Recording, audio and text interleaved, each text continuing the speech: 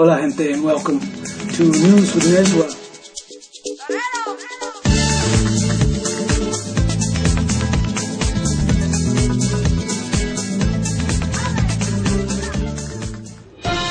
Señoras y señores, the state of our union is pissed. So not kidding. President Obama was clearly, a little hot under the collar trying to lay down the law in his State of the Union, which was eloquent as usual and complete with a few intense declarations, none of them attached to immigration reform, unfortunately. You may have read of the 38 words of Obama's speech that had to do with immigration reform, which were lukewarm at best. And we should continue the work of fixing our broken immigration system to secure our borders and enforce our laws and ensure that everyone who plays by the rules can contribute to our economy and enrich our nation. And how is the pro-migrant blogosphere taking this? Let's check in first with a friend, Prerna, the organizing force behind ddress-gtner.html. President Obama has broken his promises to the immigrant community completely. He's not shown leadership on CIR at all. And I'm not really sure what he means when he says that he will continue the work of fixing our broken immigration system, because I actually haven't really seen any progress towards work. I haven't got the memo. If you do get it, please forward it to me.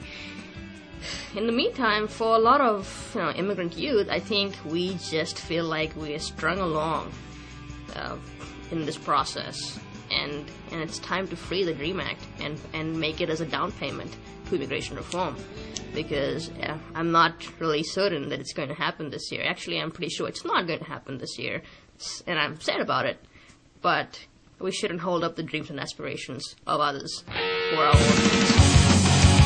So there you have it, from an undocumented student herself, the mood and the outlook at this point in response to Obama's State of the Union speech as it applies to immigration. And next we check in with Megan Lamala Ortiz at vivirlatino.com. Not surprised. I wasn't surprised by what he said, and I was less surprised by what he didn't say. I honestly didn't expect him to mention immigration reform at all.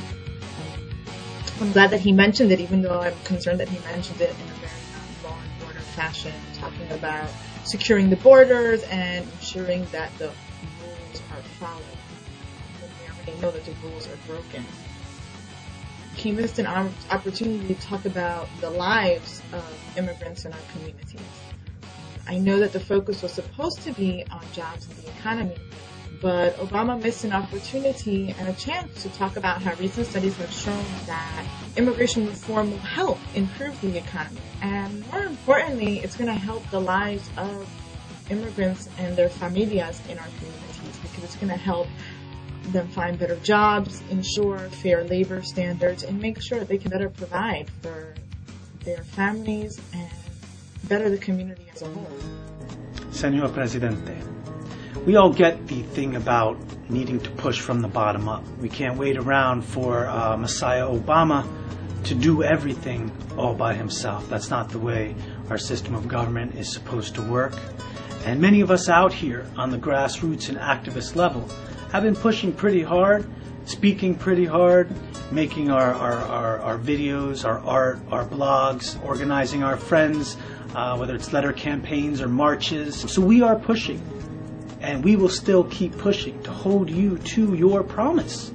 Because let's be real, despite the fact that the pressure and a lot of the work has to come from the ground up, what you said in your State of the Union speech in no way resembles the eloquence or the level of commitment that was offered by you when you were running for president. But I know how hard you're working. I know the difference you're making in our communities. And I am here today to make you this promise. I will be a president who stands with you and fights for you and walks with you every single step of the way when communities are terrorized by ICE immigration raids, when nursing mothers are torn from their babies, when children come home from school to find their parents missing, when people are detained without access to legal counsel, when all that's happening, the system just isn't working, and we need to change it.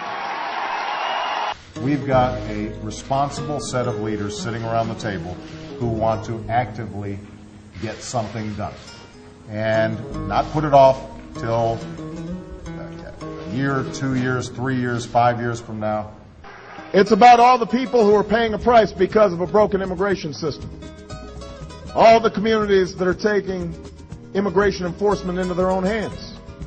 All the neighborhoods that are seeing rising tensions as citizens are pitted against new immigrants.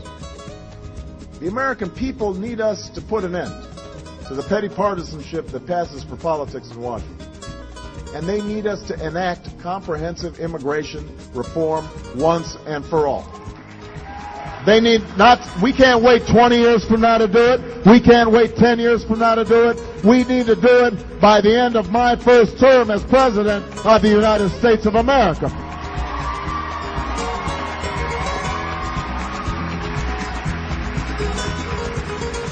People are feeling a bit disheartened, getting everybody all roused and excited,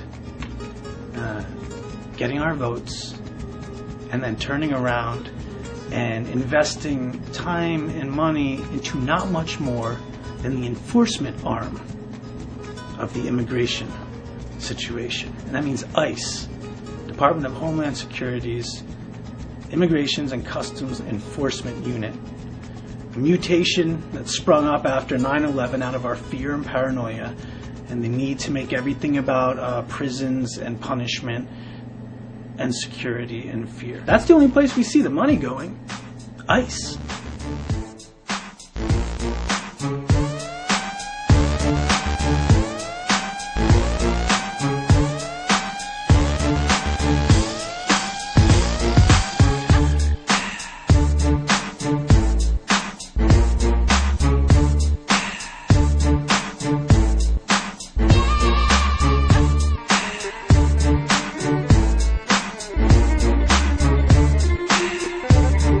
ICE is just kind of morphing into this national police apparatus as secret prisons. It leans on companies to get them to cough up and fire lots of employees, breaks down doors. Very disturbing. So there's lots of money in locking people up indiscriminately. Lots of money making new prisons and having the prison industrial complex just kind of morph out into this new entity, which preys on a part of the population that, let's be honest, is easy for a lot of people to ignore, Mexicanos.